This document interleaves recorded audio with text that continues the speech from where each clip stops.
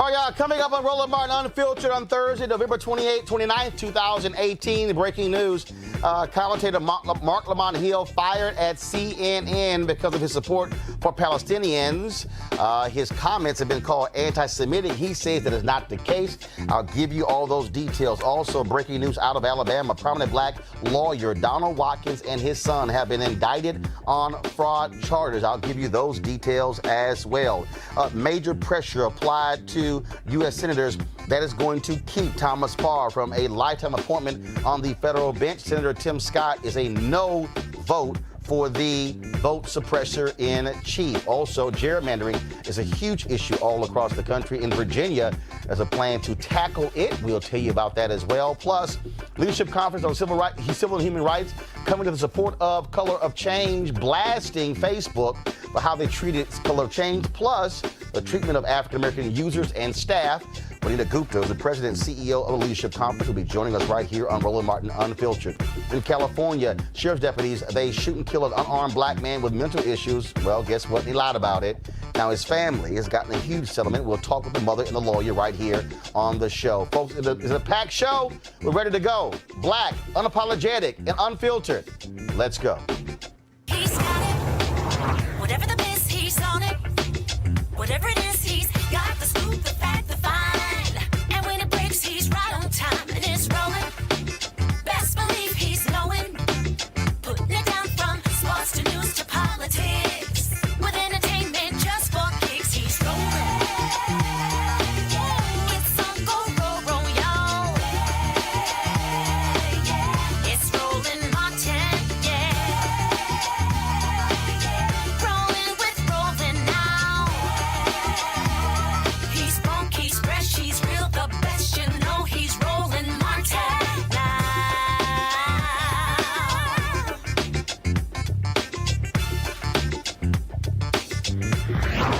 Martin.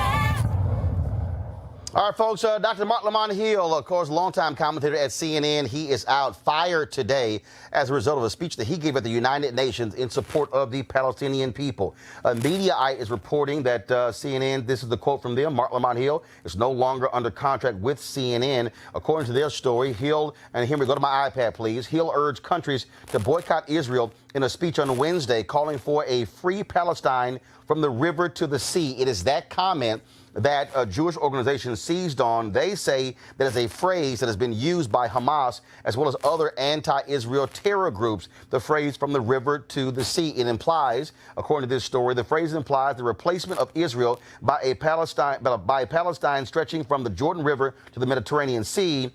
Marc Lamont Hill disputes the characterization of his comments. This is what they have here, down here. He says, quote, I support Palestinian freedom. I support Palestinian self-determination. I am deeply critical of Israeli policy and practice. I do not support anti-Semitism, killing Jewish people, or any of the other things attributed to my speech. I have spent my life fighting these things. He also then tweeted, my reference to river to the sea was not a call to destroy anything or anyone. It was a call for justice, both in Israel and in the West Bank, Gaza.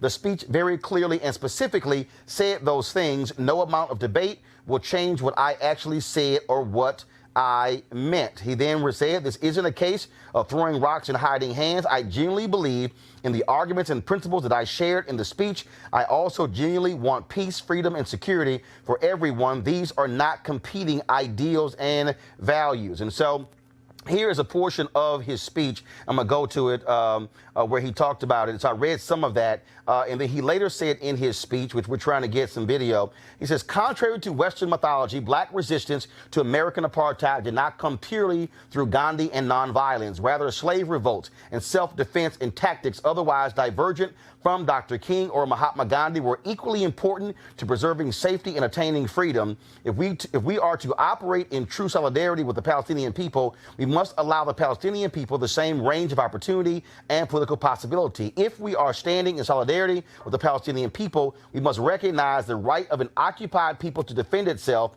We must prioritize peace, but we must not romanticize or fetishize it. We must advocate and promote nonviolence at every opportunity, We cannot endorse a narrow politics of respectability that shames Palestinians for resisting, for refusing to do nothing in the face of state violence and ethnic cleansing. And again, as I said, he is, of course, a longtime professor at several universities, author as well, has been a longtime supporter of the Palestinian people. Again, as a result of that speech to the UN on yesterday, CNN has chosen to fire Marc Lamont Hill. I did send him a text message to see if he will come on the show to give us his thoughts about being fired from CNN and his speech. Had not heard back from him, though. Right now, I want to go to my panel. Michael Brown, former chair of the DNC Finance Committee, and Julian Malveaux, of course, economist, president emerita of Bennett College. Also, Malik Abdul with the Conservative Federation. What's up, folks? Hey, how you doing? So let's talk about this, because here's the deal. Here's the deal. There have been a number of people over the last several years, even entertainers, who have been calling for folks to boycott performing in Israel as a result of what's happening with the Palestinian people. Many have criticized them for canceling concerts. We saw Ron DeSantis in the gubernatorial election rip into the Dream Defenders because they have the same position as Marc Lamont Hill on this. And so, your thoughts on this idea that because he said, and I'm going to go back to the quote here, from the sea to the sea. From the comment, I got it, guys. From the river to the sea. Mm-hmm. So, you mean to tell me, so what, those 6 words? You know, Roland, the thing about it is anytime anyone is even slightly critical of Israel, we're then accused of being anti-Semitic. I say we because if you are a human rights activist, then what's happening to the Palestinian people is simply wrong. And if you take it in terms of historical context, remember that Israel was created out of Palestinian land. Guess where they were going to put it first? Uganda. The initial plan was to put Israel, they were going to snatch some black people land, but you know, those Messiah were not having that. And so, but that was the initial plan, was to create a Jewish homeland on the African continent. Now, this was way back in 1948. I ain't that old, but I did study it. But in any case, it's just interesting contextually that Israel has come. They have encroached land from the initial space. Jewish people certainly have a right to live, to survive, and to thrive, but not at the expense of other people who they run off their land. And so I don't think that Marc Lamont Hill said anything that was especially egregious, but I do think that we're in a climate, especially given the amount of anti-Semitism that we're experiencing, is we're in a climate where there are challenges. So Malik, the question does beg, can somebody speak their thoughts that disagree with Israel and not be anti-Semitic? Can you disagree with what the Israelis do? Hey, well, you know, I'm the Republican on the panel, so as far as... what does that mean? The idea that people should be able to say things that others can misconstrue. In this particular case, we have the Jewish community. The Jewish community, they're the ones who's saying that his comments were anti-Semitic. We can debate whether or not they were. I don't think that they were. I don't agree with me? Well, of course. I'm sure I agree with you on a lot of things. But Marc Lamont Hill will be allowed to defend himself. Marc Lamont Hill will be given the benefit of the doubt that what he said was not anti-Semitic. Unfortunately, we live in a climate that does not allow that for for Republicans in general, but particularly black conservatives. I give him the benefit of the doubt that what he said was not anti-Semitic, in the same way that I give that same benefit of the doubt to Cindy Hyde-Smith. Oh, please. So, again, Mike Brown, when you see this, when you heard what I read his speech, and again, they're saying from the river to the sea, that's anti-Semitic. And again, CNN hasn't said exactly why they fired him, but clearly the criticism against his comments is the reason. Yeah, I don't know if I can put my toe into the debate on whether the comment was anti-Semitic or not. However, I want to stop what the doctor was talking about and co-sign with what she was talking about. In the environment we're in, everything you say has to be thought about. You have to think about it. It's a different time now, whether we like it or not. And everything you say, everything you tweet, everything you email to a friend can be construed as something, and somebody may not like it. So in this environment, whether right or wrong, you got to, kind of deal with the consequences of that. Now, again, I am not saying whether right or wrong, because I don't know, and we'd have to have a further conversation whether those 6 words meant what they mean to other people and whether they were offensive or not. But clearly to some folks at CNN, they were. So the pro-Israeli faction, anything you say that's pro-Palestinian is considered anti-Semitic. And that's problematic to me. I mean, Palestinian people are human beings also. I mean, people have lost their homes, their livelihoods, everything. And because, of course, no one likes anti-Semitism, everyone recoils from the Holocaust, but that doesn't mean that Palestinian people do not have rights.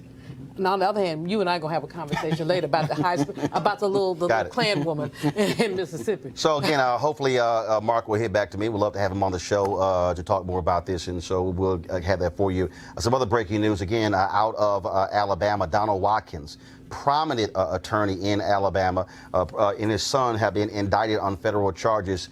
This is from AL.com. Here we go to my iPad. Donald Watkins, who's 70 years old, Donald Watkins Sr., now lives in Atlanta, of course, and his son, Donald Watkins Jr., 46 years old, indicted on a 10-count indictment. They face dealing with wire fraud, 2 counts of bank fraud, 1 count of conspiracy to commit wire fraud and bank fraud.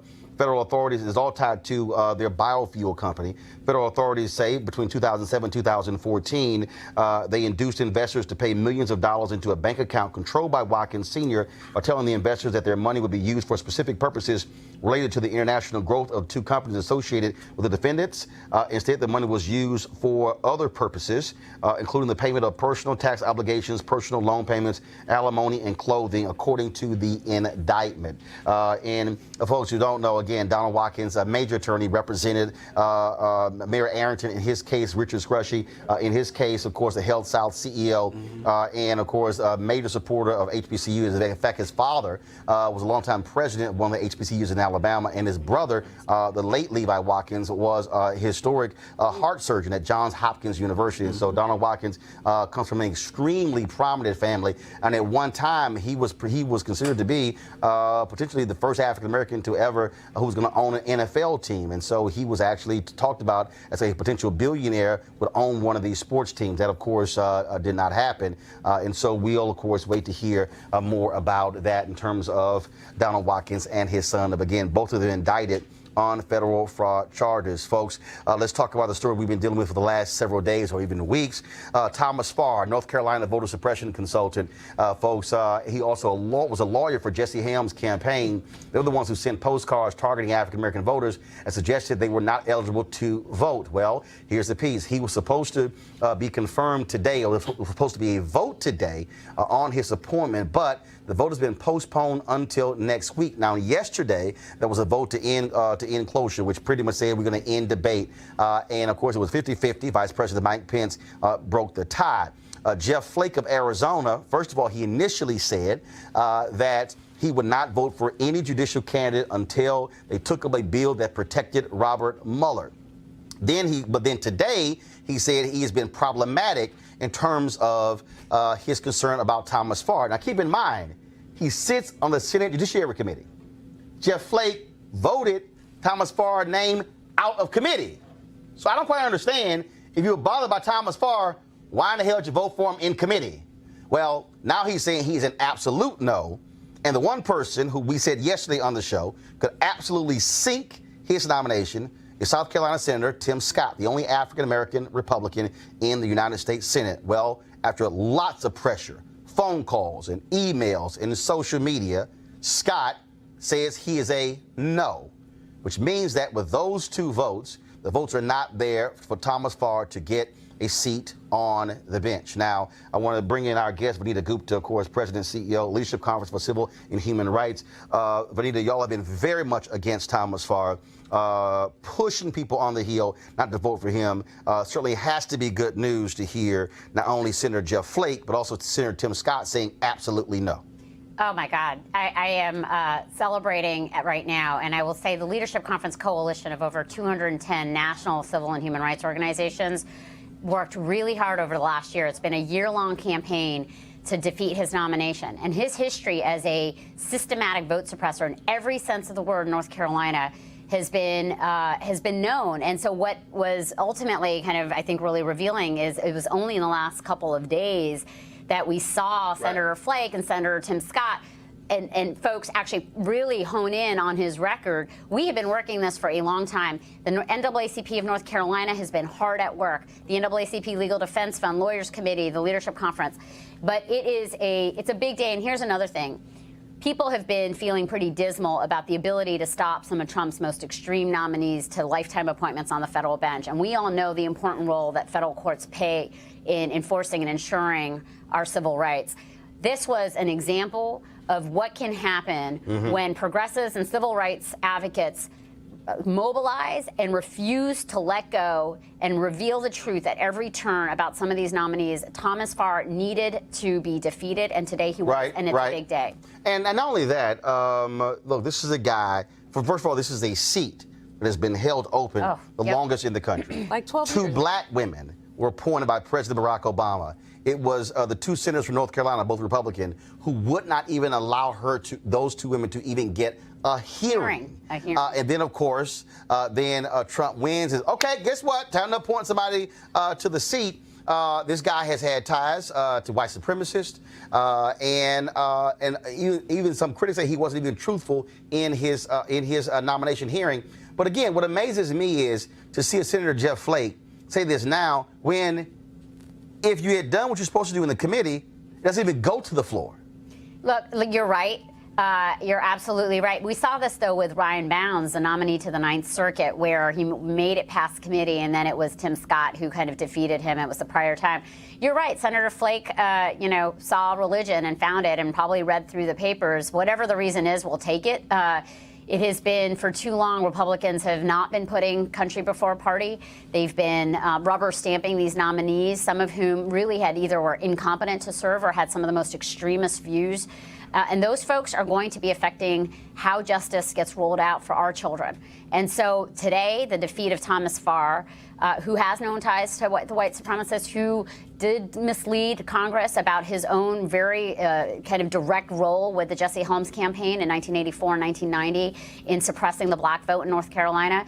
This was an important day to assert our power as a civil rights community and to say that this kind of thing, even though Democrats don't have a majority, that there are Republicans of conscience that are willing to stand up for some of the most egregious wrongs in our courts. Michael, pressure bust pipes, and so certainly when you're getting deluged with phone calls and emails and social media posts saying do not vote for this guy, there's no doubt that had an impact on Flake and Scott. Well, first, congratulations. Oh, thank you. Lots of folks involved. No, absolutely. And I think, Senator Scott, and whatever, I certainly don't know him and don't understand his or know his politics, but sometimes you need to stand up for what's right. And I was disappointed the other day when he didn't stand up for what's right, but clearly, after the pressure, he decided to stand up for what's right. So good, and I hope he does more of that. Why not? I mean, they still are going to want him in their press shots. They're still going to want him in the photoshops and on the Hill. So he's still going to be able to have his relevance within the party. So stand up. Why not? Malik? Oh, I mean, first of all, I have to say that Senator Scott is not just there to take photos. I'm not by him, but by the leadership. Well, even the leadership. I don't think that the leadership. But they trot him out like that. Well, Let's just be honest. They trot him out. Senator Tim Scott can stand on his own. He is the diversity in the Republican Party. He does not need to be trotted out.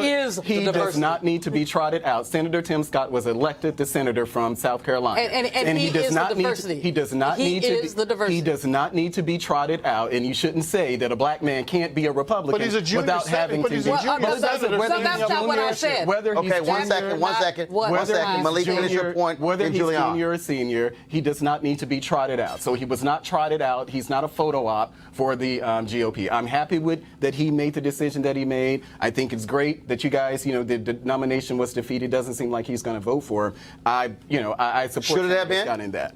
Oh, well, sure. I said that I didn't. I said, I think probably Tuesday or something, I'm not wedded to Thomas Farr. I didn't know a lot about him until I read up about him. Julian, again, this is a guy, had he gotten confirmed, first of all, let's just be clear. First of all, the vote is still scheduled. Yeah. Okay, Flake says no, Scott says no.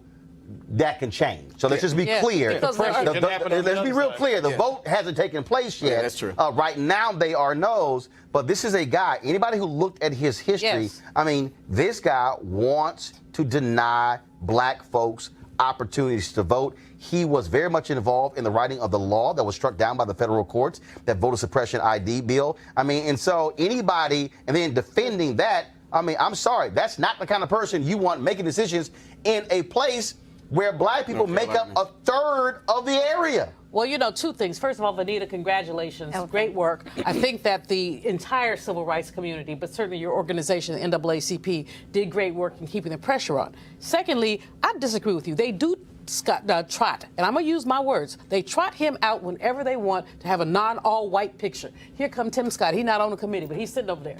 Because we don't, because y'all know what your problem is. But number three, and most importantly, Roland, most importantly, as Reverend Barber has said, you've been with him in Mississippi. We've all been with him. This is a man in North Carolina who the racist court said had attempted to exclude black voters with surgical precision. A laser-like precision. Yep, yeah, surgical. Surgical precision. So this is a man who should not have even been nominated, if the truth is to be told. So, you know, but this is the agenda of the Republican Party, unfortunately. There was a time when it wouldn't be Tim Scott as the only one standing up. There was a time when decent Republicans would have said this was just unacceptable. Right. But now, because the orangutan is there, and forgive the orangutans, you know, the orange orangutans, so the orangutan lobby, I apologize to y'all. I don't even know how to, what does that mean? Orangutan lobby. I mean, we're not animals, so. Well, the president, and neither is the president. The president behaves like one. Well, he's not an animal. He behaves like one. But, you know, the fact is that he has nominated people who are not only racist, sexist, etc. So what do we expect? I'm just happy. And some grossly unqualified people. Oh, I mean, yeah, when you nominate somebody who literally got out of law school just 11 years ago, and no disrespect to anybody who finished law school more than a decade ago, and also other people who literally had never filed a brief in their career, who had never walked into a courtroom, that is not who you want sitting on a federal bench. Yeah. Let me just. I mean, while I'm sitting here, kind of, revelatory about Thomas Farr, the reality is that the Trump administration has filled 89 vacancies in the short 2 years that it's been in office. And that is, he has swiftly remade the courts, and he has another 2 years to do that with a majority of Republicans in the Senate. And so while and these are people who are like 32. I mean, they're very young. They are by mostly design. Pale, white, and male, and they are young. And there are others who've gotten through who have a deeply anti-civil rights agenda. And so we have a lot of work to do to cut out, but this builds power, this builds momentum. It's important for us, but we also recognize the long fight here to save the independence of the courts. The courts have been one of the most important institutions as a bulwark against some of the most egregious excesses of the other two branches of government. Which is why they want these judges on the court. They understand the power. Just for everybody understands, I need you to understand why this is the case. Again, since Brown v. Board of Education in 54, since Brown 2 in 55, folks have said, wait a minute, that's where the activist court came from. The gains of the civil rights movement, but because of the courts. That's what led many conservatives to launch these institutions, these foundations, to specifically target the courts. The Federalist Society is all about creating next generation right-wing federal judges. They literally are focused on breeding them, creating them, molding them from the time they're 18 years old. That's who Brett Kavanaugh was. And there are other people who are like that. So understand why this is a major deal. Now, we talked about, of course, pressure, the importance of pressure. Well, Facebook is feeling some of that pressure as well. Remember, recall the blockbuster New York Times story saying how they hired a right-wing PR group to attack Color of Change by tagging George Soros to them. Others called that anti-Semitic as well. Well, Leadership Conference of Civil Rights of Vanita's organization, they have joined forces with them, calling for immediate steps from Facebook to rebuild faith among its black employees as well as their users. They wrote a scathing letter to Facebook CEO and founder Mark Zuckerberg and the COO Sheryl Sandberg. Here's an excerpt. You have put your enormous corporate thumb on the scale in attempting to make civil rights a partisan issue, when in fact civil rights is and should be nonpartisan. Supporting civil rights means respecting the fundamental dignity and equality of everyone. Instead of articulating that view as a core value of your company when you announce the civil rights audit, Facebook has instead positioned itself as equally friendly to those who advocate for civil rights and to those whose political agenda is to undermine those very same rights. Facebook appointed former Senator John Kyle to lead the anti-conservative bias review and ignored the fact that he has made incendiary and discriminatory remarks about Muslims, voted for a constitutional amendment to ban same-sex marriage, and has had a deplorable record on civil rights and liberties. While the strategy of announcing the audit at the same time may have been the politically expedient thing to do, it is also morally bankrupt. Our worst fears about this false dichotomy that you have implemented were realized when, after finally acknowledging massive voter suppression efforts on Facebook, you paired voter suppression trainings for employees with a training on so-called voter fraud, a false conspiracy theory that has been used to justify barriers to voters of color. Now, Vanita, first of all, Color of Change, of course, they are having a meeting with Facebook, with Sheryl Sandberg on this issue in terms of what happened with them. Also, we saw Mark Lucky, one of their employees, write a long piece before he resigned, sent to all employees in the company, talking about how they failed their black employees as well as their black users. When you look at again, I've talked about on the news front, all these news shows they launched, not a single one is African American, not a single one black owned. And so that also goes to who's controlling these issues. What response do you expect to get from Facebook? Look, I think it was really important that the leadership conference stand with Color of Change, because when one of us is attacked, we need to stand together. And the response is, we wanted to put this letter before Facebook because a few months ago, several of our groups had urged Facebook to do the civil rights audit. It was going to be a top-to-bottom review of a whole host of issues, from targeted ads to predatory lending on their site to the propagation of online hate and the like.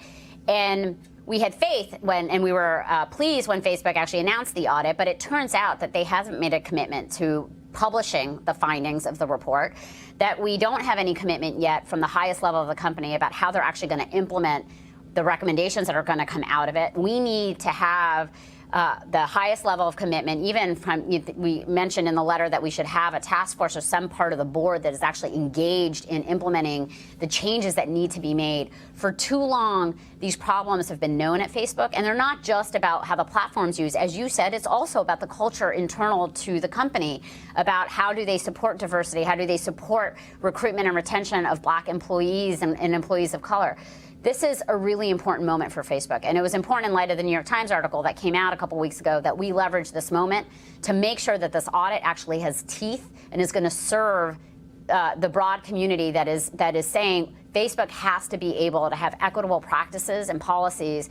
I just was frankly sick and tired of having Facebook, every time they made an announcement that was kind of a pro-civil rights announcement, they would couple it with something about conservative views. There is civil rights, as I said, is nonpartisan, and they need to stop doing that. And so the hope is that Rashad Robinson is meeting with Facebook today, that there will be continued engagement, and that we'll get our demands met, and we'll have a really rigorous and meaningful civil rights audit that will produce change. And for folks to understand, I mean, again, we then heard about how Russian bots, how they were using the issue of voter suppression, how they were even had this fake Black Lives Matter account that had 100,000 plus folks on it.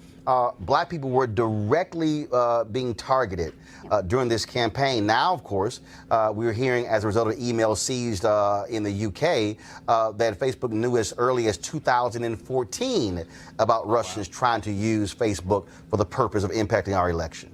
Yeah, I mean, this is part of what the deep frustration has been for advocates that have been trying to ensure that there's accountability by Facebook for these actions. I mean, in a lot of ways, look, I think Facebook, there are folks in Facebook that are eager and recognize finally the problems that exist on the platform. The question is, what are they actually going to do about it? Given what happened in 2016, we had real concerns about why they had to wait until 2 or 3 weeks before the election to set up a war room that was going to deal with voter suppression. And then when we found out that they were kind of coupling this with this voter fraud issue, which is the very basis by which voter suppression policies are justified, you know, they can't kind of go, they can take one step forward and then 2 steps back. We've got to now, we have to continue with the pressure. Too many people are engaging with Facebook. They have an enormous influence. And so while civil rights advocates are used to kind of dealing with government entities and the role of government, Facebook and a lot of other tech companies, it's not just Facebook, it's Twitter, it's Google, it's other companies, There's a real need now to figure out what is the governance. They're not regulated. What is the social governance? What's the They are legal massive. framework? I mean, and they're massive. Facebook and YouTube, to understand how massive they are, when it comes to all digital ad dollars spent in this country, they get 70%. That means everybody else. That's right. Every other company, large and small, is sharing the 30. They get 70%. Yeah. Wow. That's massive. I mean, they have a huge footprint in people's lives, and so that's why this stuff really matters. Julian? You know, the thing, I think the key point is whether or not this audit, the civil rights audit, will be made public. Yeah. I mean, it's not just that they're doing an audit, but that it's made public, because I don't know anybody who isn't on Facebook, to be honest with you. Right. And, you know. Well, no, remember, we got to go beyond. It's not just Facebook. They bought Instagram. They bought WhatsApp.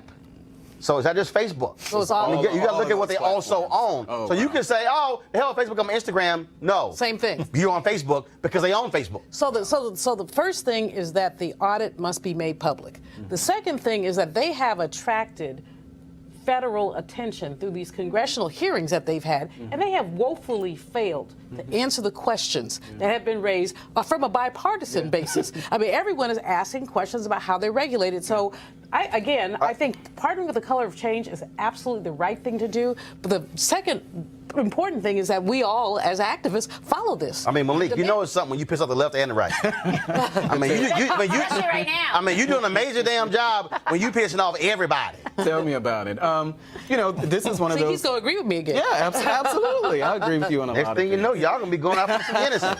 Nah, we got to draw the line somewhere. If he buying, you gonna take a drink. Go ahead. Go ahead, Malik. Yeah, I thought so. Yeah, I thought so. Go ahead, Malik. But no, I think this is one of those opportunities, you know, in a perfect world where conservatives can actually work with, you know, Republicans work with Democrats. Forget conservative and anything. Where Republicans can work with Democrats to address issues like this. Because we are, you know, there are issues about voter suppression and a lot of things that we talk about, but we can come together on issues like this. The problem is that we're in such tribes that we don't want to work together. We don't want to work across the aisle because we view the person on the other side as an enemy. Final comment on this, Michael. Well, clearly Facebook, like any other company, and I don't think they're immune, as they began to grow and explode, they're thinking, besides the advertising dollars and the user fees, they're thinking as long as one side gets to say something and the other side gets to say something, we're okay, we're doing the right thing. But clearly that's not the case because the balance is not quite equal. Voter fraud and voter suppression are not the same thing. Absolutely. But can I think your point is a really good one, which is Facebook needs to decide what kind of company it wants to be and whether it has a value statement. You know, a lot of these companies, like, you know, there are tech companies that have community standards and they choose to use it. It's not, they don't consider themselves this neutral platform. They have chosen to stand for something. And I think Facebook puts itself out as a neutral platform. Correct. But the problem is other folks are exploiting it, and they do have a responsibility. They are private actors. They are not government actors, and the need to actually figure out what is happening on their space. And the need really for a more rigorous legal framework, because a lot of our landmark civil rights laws the courts haven't decided that they apply to these digital platforms. Yeah. So we're in a little bit of this limbo land, and that's why I think there's kind of a lot of attention on these companies right now. All right, we certainly appreciate it. Thanks a lot. Thank you. All right, going to a break right now, folks. When we come back, we're going to talk about gerrymandering and what folks in Virginia are trying to do after we saw when Michigan passed the ballot initiative. Virginia says, you know what, time for us to do the exact same thing. We'll be back in a moment on Roland Martin Unfiltered.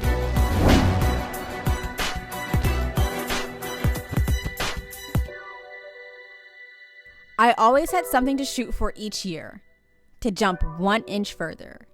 Olympic champion Jackie Joyner-Kersee.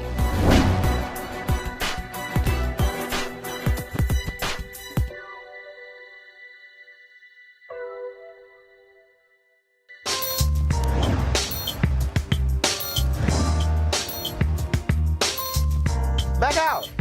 I got it. Get out. All right, y'all. HBCU Giving Day, hashtag HBCU Giving Day. The University today, I don't know how in the hell they got picked. But Bennett College in Greensboro, North Carolina, founded in 1873, later reorganized in 1926 as an all-female institution. Who used to be the president there? Yeah.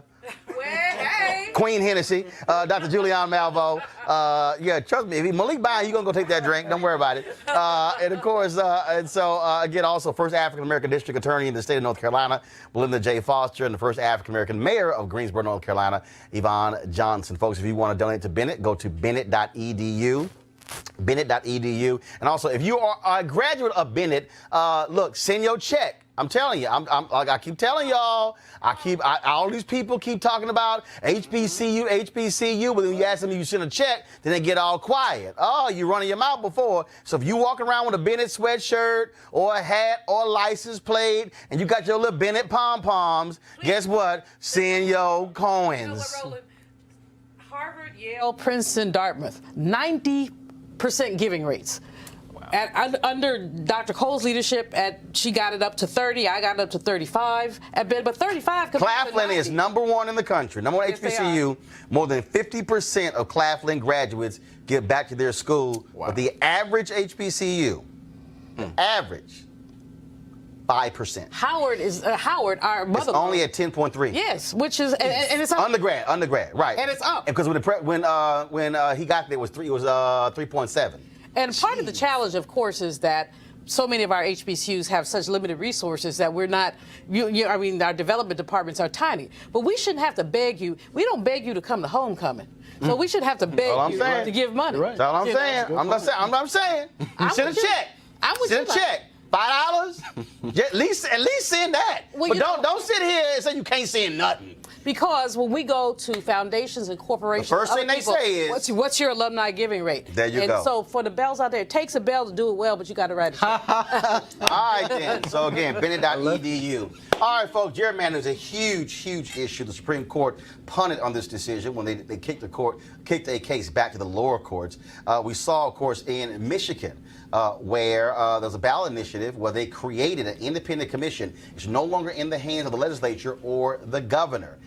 In North Carolina, guess what they're trying to do? Well, they got gerrymandering there. And you want to understand the impact of gerrymandering? Here's the piece. Republicans received about 50% of the votes cast in the midterms, but they won 10 out of 13 seats. Yeah, that's exactly what they did. Also, in Virginia, you have an effort there when it comes to deal with the issue of gerrymandering. And they made an announcement of that today. Joining us right now is Brian Cannon, Executive Director of One Virginia 2021. One Virginia 2021. And so, Brian, let's talk about that. What is the plan that you have for Virginia? We saw what just happened in Michigan. Is this going to become the trend? Is this the ballot initiative, or are you trying to get the legislature to pass this? A little bit of both. In Virginia, we have to pass it through our legislature twice, and then it gets on the ballot for people to vote. It would be in Virginia in November of 2020. I have no doubt Virginians would approve it. We've got to get it through our legislators and tell them that we want to let the people vote. And again, we're seeing, people realize why the ballot initiatives are most important because, frankly, when you have parties controlling this, they want to structure these seats to benefit them. And one of the reasons why we have such extreme partisanship is because you have gerrymandered seats where if you're guaranteed to win, there's no need for me to talk to somebody on the other side. So true. It pushes everybody to the polls. Makes it hard to come to the middle. It makes it hard for our politicians to actually address the issues we want them to, right? When you see, support on key issues, over 70% of Americans or Virginians want X, and our Congress or our state legislature refuses to even hear bills on X. That lets you know something's wrong and the people aren't being heard. So what is so you say you must get it passed twice, like by both chambers? By both chambers. We're not like California. I think you and I and a couple other people could write on the back of a napkin and amend California's constitution. Virginia, we take our time in doing this. But the political dynamics are interesting because right now the Republicans control our legislature. We have a Democratic governor. But the blue wave has been pretty big in Virginia for the last 2 Novembers, and I don't think Trump's going to lose his Twitter handle anytime soon. So I guess that the blue wave will continue, and that makes it actually advantageous for perhaps some of those Republicans in the House of Delegates. The Senate Republicans have been good, but in the House of Delegates, to stop dragging their feet. I mean, you can look at Governor Larry Hogan, who's been a champion of redistricting reform, or John Kasich, or Arnold Schwarzenegger. I mean, these are Republican governors who have made it happen in their states. There's no party affiliation, or nobody's got a halo perfect in this for any party. It's about really giving the people the opportunity to choose their representatives. All right, then. Well, Brian, we certainly appreciate it. Good luck with that, and we certainly hope it takes hold. Thank you, Roland. Appreciate it. All right, then. Folks, going to go to the break right now. We come back. A major verdict for a family in California. A mentally man shot and killed by cops. They lied about it. Now they got a big payday, but unfortunately their son is still not with us. We'll be back on Roland Martin Unfiltered in just a moment. You want to support Roland Martin Unfiltered? Be sure to join our Bring the Funk fan club. Every dollar that you give to us supports our daily digital show. There's only one daily digital show out here that keeps it black and keep it real. As Roland Martin Unfiltered. Support the Roland Martin Unfiltered daily digital show by going to RolandMartinUnfiltered.com. Our goal is to get 20,000 of our fans contributing $50 each for the whole year. You can make this possible. RolandMartinUnfiltered.com. All right, folks, we've heard this story before. A black man with mental health issues shot and killed by police. A video then surfaces that contradicts the officer's reports. Then the family sues. What's a bit unusual about this case is that the officer who killed 25-year-old Anthony Smith was also African-American. What's not unusual is that the cops lied. Well, yesterday, a jury in California awarded the family $2.5 million. Joining us now from Riverside, California, is Anthony's mom, Sybil Davis, and her attorney, John Harris. Sybil, first and foremost, we're so sorry for the loss of your son, but surely it has to just drive you crazy. And not just because the cop is black, but the fact that you have cops who committed this act and then lied about it and somehow believe they would just get away with it. Yeah. It's unbelievable. Looks like we got some feedback issues right there. So guys, let me know if we can get that sorted out with Sybil's microphone. Is it John Harris there? How are you, Roland? John. So same thing. So John, do me a favor. It looks like we're getting feedback. If you could, so I'm not quite sure why. Okay, so you need him to mute his phone, folks? Okay, so Mike, do this favor. John, if you could actually mute the microphone on your phone, then that way when we get the feedback. We'll get that. All right, John, can you hear me now? Yeah, I can hear you. Okay, that's much better there. And folks, folks in control room, let me know when Sybil, when her connection is also straight. So John, again, you have these cops who commit these acts, lie about it, and then for many of them, they keep going on as if and no one holds them accountable. Well, what happened in this case was remarkable. The deputies involved in the shooting were interviewed by the homicide detectives within hours of the shooting. They didn't realize there was a video of the shooting. So they had put together their story to make it look like the force they used was reasonable by lying about what Anthony was doing right before he was shot, which turned out to be not the case. For one, they said that Anthony had lunged at him. He had not. He was just standing there. Okay. They secondly said he never went down. He was just approaching him, which was not the case. So, and then they said that they had to do it in fear of their lives, which was absolutely untrue. So we uncovered during discovery a video of the shooting that was taken by a lady that happened to be sitting at the intersection. Thank God for her. Had she not done that, we wouldn't be sitting here today. This case would have never gone to trial because their lies would have prevailed. And Sybil, that's really, I think, what is most unfortunate, that if it wasn't for the video of bystanders, we wouldn't be knowing the truth in so many of these cases. Right. It's very unfortunate. Same thing. Just hold on 1 second. I think they're going to mute your phone as well, so we're not getting the feedback. We're done. Okay. Let me know when we're straight. We're almost there. Okay, is that better? There we go. Go ahead. Actually, I think I'm still having some problems. But Sybil, go ahead. I'm just very pleased that the jury was able to see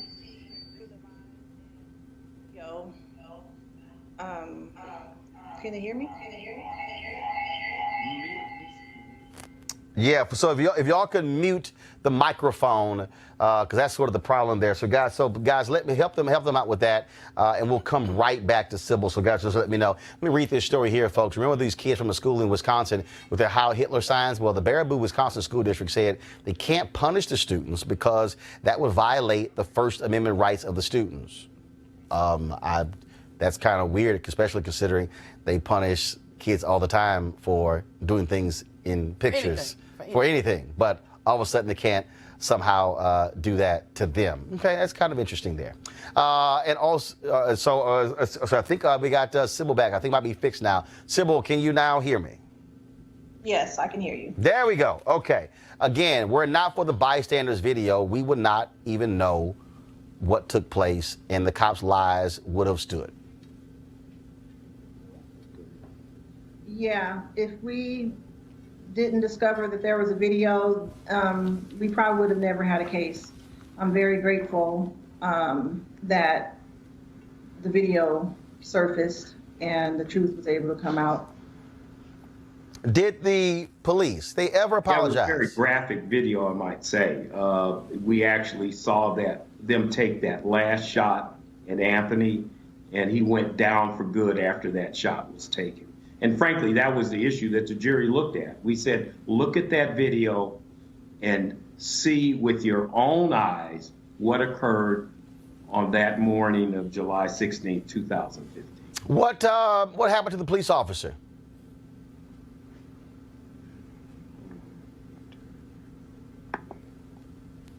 What happened to the police officer? Is he still on the force? It was a she, actually. Okay, we're back. I said, what happened to the police officer? Well, nothing happened criminally. They did an investigation. They exonerated her, surprisingly. So we sued civilly because that was the only remedy we had left. But nothing, actually, she got promoted after the shooting. She got promoted? Yes, she went from corporal to sergeant. Wow. So she lied and gets a promotion. She lied and got a promotion. Wow. Yes. And now taxpayers have to pay $2.5 million because she lied, and they must pay for her salary increase. Well, I don't know if it went to her salary, but she certainly got a promotion. Absolutely. Well, it is certainly, we certainly appreciate that the jury saw fit to award Sybil, you and the family this award. Does not bring back your son at all, and hopefully this will lead to changes in that police department and others as well. Well, we certainly hope so, and that was one of the messages we gave to the jury. And by the way, we had a great, diverse jury. They deliberated for 3 days, so they took this matter very seriously and came back with an appropriate and just award. All right, then. Thanks a lot. I appreciate both of you for joining us. Thank you, Roland, for having us on your show. All right, thanks a lot. I want to go to my panel here. I still contend, and that will not change, that if a police officer is caught for lying, they should automatically be fired. Period. I agree. I mean, I agree with Seems you. But even more than that, I think what's really important here, the officer in question, there were 2 shots. One was, the last shot was by a black woman officer. That's the one who got promoted. The thin blue line transcends race. It's not about, we talk about all the black people who get shot, but some of them are being shot by black people because the thin blue line is such that they cover up for each other. And so, I agree with you, Roland, completely. If you get caught lying, you should be fired. Furthermore, if you don't have your camera on, why are we relying on bystanders with their phones when it ought to be the body cam that you're supposed to have on your body? That's why it's called a body cam. Again, because they want to turn the audio off or turn the video off. And same thing, I believe if you turn that camera off, bye. Gone. Michael? Bye. I just don't know. I'm putting my law school hat on. I don't understand the arrogance of the Riverside DA's office. Once the video surfaced, why was there a trial in the first place? They should have been writing settlement negotiations as soon as the video came out. I don't understand but they were thinking it's okay. Because the police we'll be able to get through the benefit of the Of doubt. course, absolutely. Give them that. Yep. Yeah. And this is another one of those cases where, there, of course, there are levels to things. And in this particular case, when we're talking about life or death, And if a police officer lies about something, and especially in commission of that type of injury, I think they should just go ahead. The other piece of it is this: what's the correlation between these shootings and mental illness? I mean, many of the police officers have not been trained to deal with the mentally ill. Right. So this guy was, by description, I mean, he had got into it with some people at his house at 3 a.m. Someone called the police, and then at 6 a.m. they found him. They said that he was bipolar, whatever he was. Right. And so we see a lot of these cases where, somebody, he had his pants down. He was no threat. He was no threat to anybody. I mean, he was mentally ill, but he was no threat. But why is the first thought to pull a gun? Why isn't there also a taser on their hip?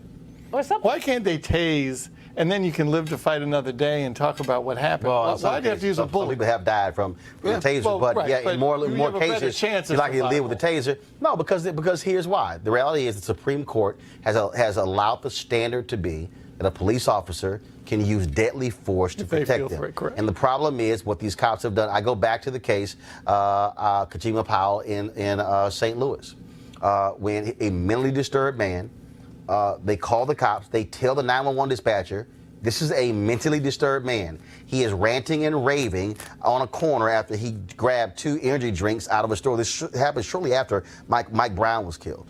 She's on the street corner. He's yelling and screaming. And there's a video that was shot of him yelling and screaming. This was actually, and so it wasn't like it was instant.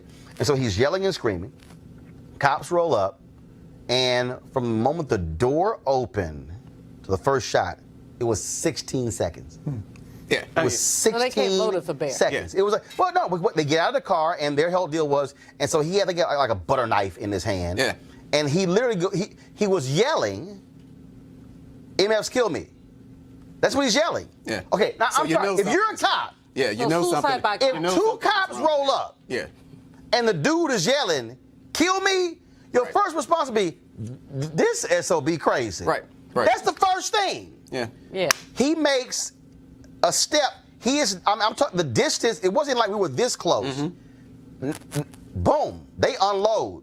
Yeah, well, I'm honest about... Killed him immediately. Yeah, I'm honest about stuff like this. Even being a Republican, I remember that what was Tamir Rice, 12? And I remember how that I was felt. less than a minute. Yeah, we're talking about seconds. Within the time it takes me to say this right here, he was dead. They arrived on the scene and he was dead. We can ascribe it to say, well, and I don't even think those officers were... and that officer, remember, this was a reject from another police department. They had fired him in another department, then he came and shot this child within minutes. But the fact is that we have been accustomed to giving... I'm just trying to figure out how the hell you get promoted. Yeah. I'm just trying to figure that one out. After you cost the county $2.5 million. So I just want to show this here. Go to my iPad, please. And so this was the Kajima Powell shooting. Cops show up. You see he's yelling. You got to pull the audio up. He's yelling. He approaches him. Look again. I just want you to and they were shooting it. I remember and that. He steps on the embankment. Yep. Watch this. He literally. Okay, for the BBC. Okay, I don't know why. So you're not going to show you the whole video. Okay, right. So first of all, I would have pulled. I remember I was trying to find the actual video the brother posted, but it's sort of the same thing. I think part of the other issue here, which we have to deal with, is which is the problem in this country. We keep seeing people who are mentally ill who are shot and killed, and police officers. And folks may say things happen real fast. There's lots of action. No. If a call is made, in his case, they said, oh, it wasn't relayed from 911 to the officers that he was mentally ill. And this is what happened. Same thing happened in Dallas. Black woman calls the cops. She says, my son is out of control. Cops show up, and she says, I'm so glad y'all here to deal with him. So she walks out of view of the body camera. The son has a screwdriver. The son is playing with the screwdriver. He is fascinated with the screwdriver. Cops, put the screwdriver down, put the screwdriver down. At no point does he grab a screwdriver and come charging at him. At no point. They unload, kill him. The mom is standing right there. She's screaming, going, I called you to save my son. Her call ends up getting her son killed. And Final comments. We have to be careful in our community about when we call the police. I mean, what we know is that we can't depend on them. They're not our friends all the time. Sometimes they're not. So we have to be careful. This is also, we know to that point, that's also one of the storylines on Empire. That's a storyline where Vivica Fox is Taraji Henson's sister. Her son is mentally ill. He is beating the hell out of her, about to kill her. Taraji Henson Cookie calls the cops. Sister goes crazy. What's wrong with you? You could have got my son killed.